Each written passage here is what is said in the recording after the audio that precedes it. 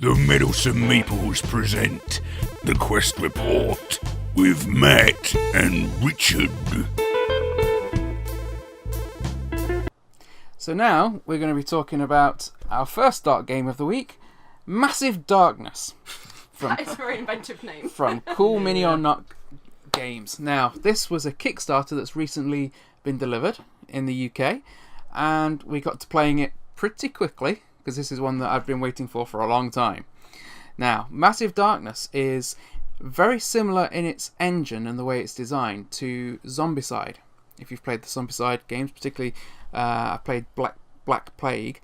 And what I mean by that is you get one of these types of boards, which for our podcast listeners will be a picture of on our Instagram page. It's a little tray, isn't it? It's basically a little tray. And what you do, you get little pegs that you can put in that tray, and you just mark your position on with those pegs to show what your current health is. And for you can example, put your cards on it. Yep, this pegs for your micro XP, which you use in story and campaign mode, and for your normal XP, which you use in normal scenarios. You've got a space to put your character card, and you've also got spaces to put your equipment cards and your armour. And it's just a really nice way of keeping all your things properly organised. Little character sheet. I prefer it to, a lot of games you get your own, it's a piece of paper or card and you put cubes on it or different things. And you kind of spend a lot of the game where it's not your turn making everything line up and look neat. Making everything look neat. Yeah. It's a lot easier to keep it neat, isn't it? And keep track of things quickly. You can lift it up for when you're having drinks and stuff.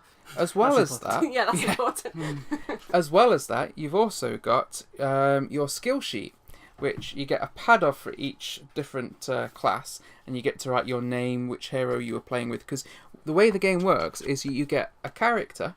So, for example, I chose Whisper. Now, Whisper was the assassin, and you get a shadow skill because the board is divided into lit zones and shadow zones, and certain skills are only able to be used or only give you a particular benefit when you're in the shadow zone, which is really cool. But she's got a shadow skill, she's got a special skill, which in this case gives her an extra movement point, but it will assign a recommended class that you use with that hero, but you don't have to use that, so you can mix and match for different combinations. But I decided to go with the Blood Moon Night Runner, which is the assassin.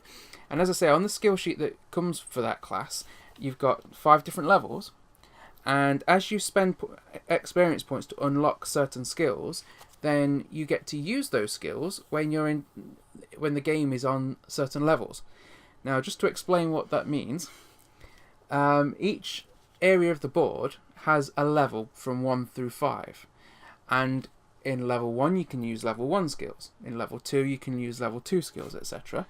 So, when we're doing this as a campaign, and we've got like level 3 skills, we'll still won't be able to use them at the beginning of each quest. Is that true? Actually, no, that's a common misconception. What happens is that when you are playing this as a campaign, you don't start based on the normal level 1 zone. That doesn't say its normal current level. Oh, so you still start at that point, but the game itself, the level of the game, will start at the level 3. Oh no, I thought we'd have an easy ride. No, of course not. Essentially, the game level will always be the level of the highest hero. So if one of your gang suddenly gets like a level 5 skill, and then everyone else is on level 1s, it's going to be set at level 5 for everybody. So don't be that guy. We're all looking at you, Matt. I don't know what you're on about. So yeah, this game's quite straightforward, isn't it, Richard? I mean, tell us about a typical phase. Okay, so what happens is, let me just have this sheet here. Now, what we do is we have our hero phase first of all, where the first character who's got the first character token will kind of have their go. They get to spend their 3 action points in whatever way they want. They can use it. They could use all of them for movement. They could basically run across the whole board if they wanted to, and they can pick up treasure, things like that. Or you can make an attack. But once you've used those 3, then it goes on to like an enemy reaction phase. Only if you've attacked an enemy. Yeah, this is what I'm on about. So any enemy that you've attacked will try and attack you back, and it won't be anybody else. It will only be you. Provided they survive the attack. Yeah, so if you basically, if there's an orc there, and you don't attack it unless you think you can kill it, because don't start something you can't finish. Basically, yeah, because he is going to turn around and he's going to be quite annoyed that you've just hacked at him ineffectively with a sword. And he'll turn around and kill you. And so that will happen, but yeah, like we were saying, if you've killed it or if you didn't attack one that time, then you don't have to worry. You just go on to the next hero. Now, once all the heroes have done their moves, then it goes on to a proper enemy's move. So they will get to actually attack whoever's the logically best one for them to attack, and it normally goes by XP, if like how much experience the heroes have got, unless there's somebody that's in the same space as them, in which case they'll attack that person.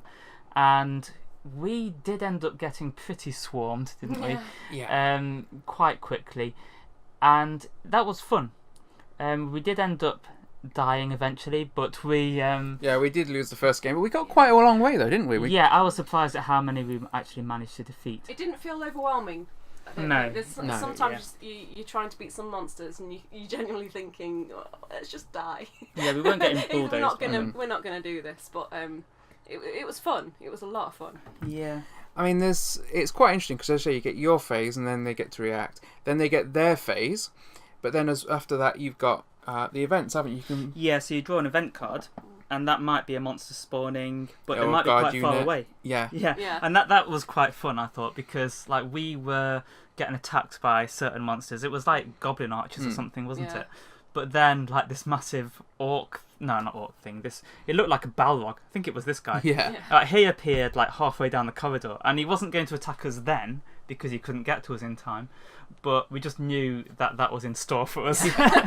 Also, we had this like Medusa type mermaid creature moving around the board that was carrying 8 blades as well, and that was pretty cool. But yeah, I mean, when we with the event phase, you draw an event card, and it might tell you to draw a lesser or greater roaming monster that's going to be moving around the board. It might tell you to draw a guard unit that's going to be moving around the board. But generally, apart from that, the way that enemies would appear on the board is that you'll have doors that lead into different rooms, different chambers, and as you open a door, you draw a door card, and it'll tell you which sections of that room to put treasure in, which ones to put a guard in. It might be an ambush that appears where you're already standing, or there might be guards in the room. And when you draw a guard card, you'll draw a card based on the level that you're at in the game. So you've got not you. Yeah, so you've got levels 1 through 5 for the guards, and when you draw a guard, you'll also draw a treasure card. Now, treasure cards you might draw, what you draw when you take the little treasure tokens off the board, but you can also draw one for the villains, because basically that's giving the leader of that particular mob, because there's always going to be an enemy. Sometimes it'll be a mob of goblin archers, but they'll have a boss, which is referred to as a guardian, and other agents that appear enemy agents that appear are also referred to as guardians. And when they appear, they get a treasure, which can be a weapon, and then they can add that weapon's dice or effects to their own attack, provided it's an attack that they can use. Yeah, and that will all make a lot of sense, because if you've got a melee mob and you draw a melee weapon, that the leader gets that and he can use it and he can make melee attacks. So it's very straightforward. But the good thing about that is, when you defeat that mob, and you have to take out all the lower minions before you defeat the boss of that mob, when you defeat that boss, you get his treasure. Yeah, so you can get some pretty cool weapons there. And sometimes from like higher level treasure cards as well, because if it says, spawn a boss in level 3 and you're still on level 1, then you get a higher level treasure to collect. Yeah, after you've been hacking at its knees with But it is a nice incentive to be able to defeat it. And I think it's quite immersive as well. Yeah. Because like in our RPGs, if you like playing them on the computer or something like that, you defeat a boss and you might be able to pick up some of its treasure, and it's just nice that you get a random card, and that boss actually uses it against you, and then you get to have it. And that's pretty cool. It's not just a congratulations, you survived. That's it, yeah. Your life is your reward. It is a nice way of doing it. There are some things that you have to be aware of, and that's making sure that when you're rolling your dice against the enemy, for example, that you are taking attacks against the mob as a whole. So if you roll 3 hits, you get to distribute those amongst the mob, provided they don't negate those with shields, things like that. So bear that in mind. Another thing to bear in mind is that when you're choosing or creating your character, as I say, we take your character and then you put a class with it, but you get to choose some starting equipment from a deck of cards. Now you'll choose a weapon, some leather armor. What you've got to think about is whether you're going for a ranged attack, a magic attack, or a melee attack. Why is that, Matt? Because, I mean, I'm not saying this happened to me, but, hypothetically, you might choose, Whisper, the Blood Moon Night Runner, the assassin. You might think, I'm going to give my assassin a short bow and stay in the shadows and shoot things, just because you normally play a dwarf who charges headlong into enemies and you fancy a little bit of a difference. And what you might find is that then you walk up to a door and open it, and you get ambushed by a bunch of guards suddenly appearing in your zone, and you have no way of fighting them because you can't use certain range weapons will state on them that they can also be used at range 0, which is your own tile, but other than that, all of the range weapons have to be in tiles that you're not on. Yeah, and so when Matt opened this door, we were thinking, oh no, there might be some monsters behind this, but he's got his bow and arrow, you can just fire it through the door.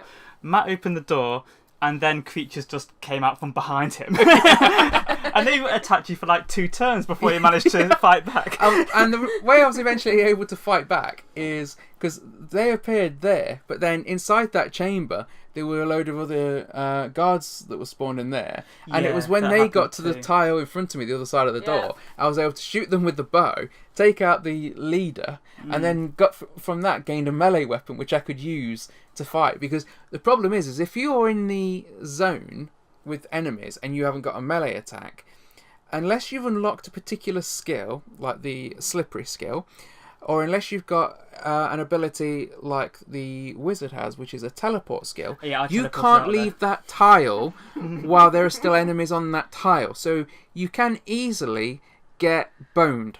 You're not sore about that at all, are you? Not sore at all. It was a weird point in the game, that was. I do think it is. You survived. What are you complaining about? You came to the rescue. Any ambush that you walk away from is a good ambush. But I do think it's an oversight in the game design. And yes, I am blaming the game. But my reason for that being is that if you've got somebody who is an incredibly skilled assassin, they're going to have some competence at hand-to-hand skill. They're not going to rely totally on range. Incredibly skilled. Too powerful, you were on level 1. Yes. You weren't incredibly skilled yet. And like you say, later on in the game, you would have been able to get out of that. That's right. Let it go. Just let it go. I'm not sore. But that, that's the... I do think, I was carrying a bow and arrow. I should have been able to at least hit one of the goblins with my bow. We saved you. You were flailing around. And then we came and rescued you. It's fine. But this is why I usually choose the dwarf. But there we are. Never mind. I went for the assassin.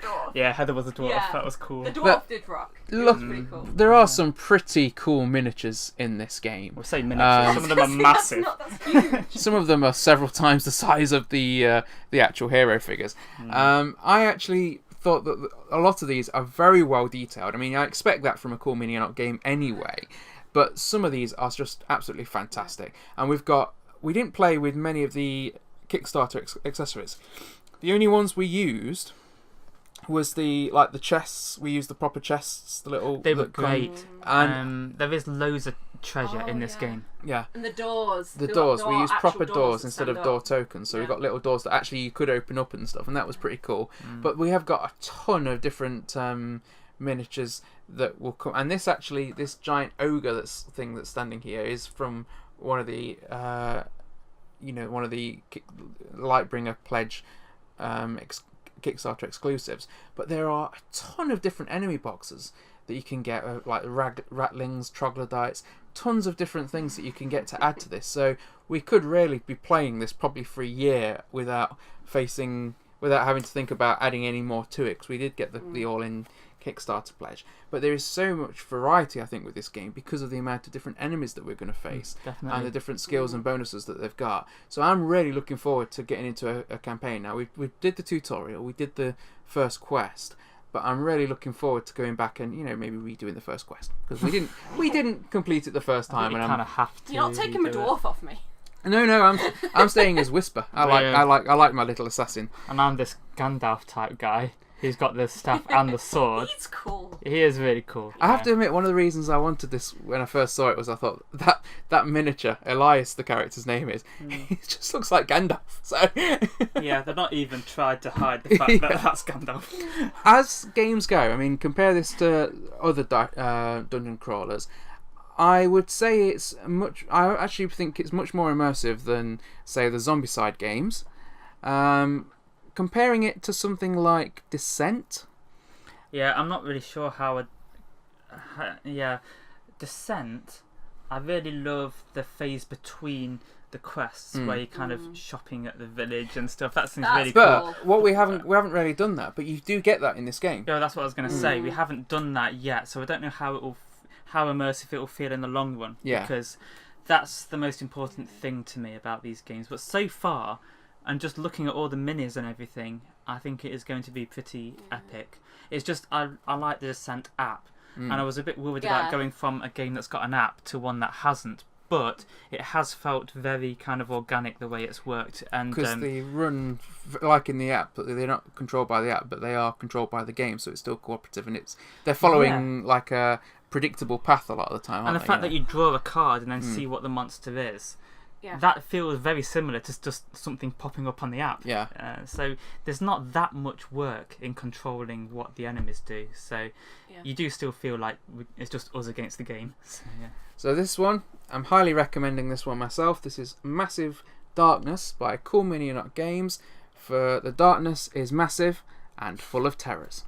Tell us what you think in the comment section below. Don't forget to subscribe. Farewell, Quester. To find out about other productions by the Meddlesome Meeples, then check out our channel or rendezvous with us at meddlesomemeeples.com. Until next time, Quester, farewell and keep thine axe sharp.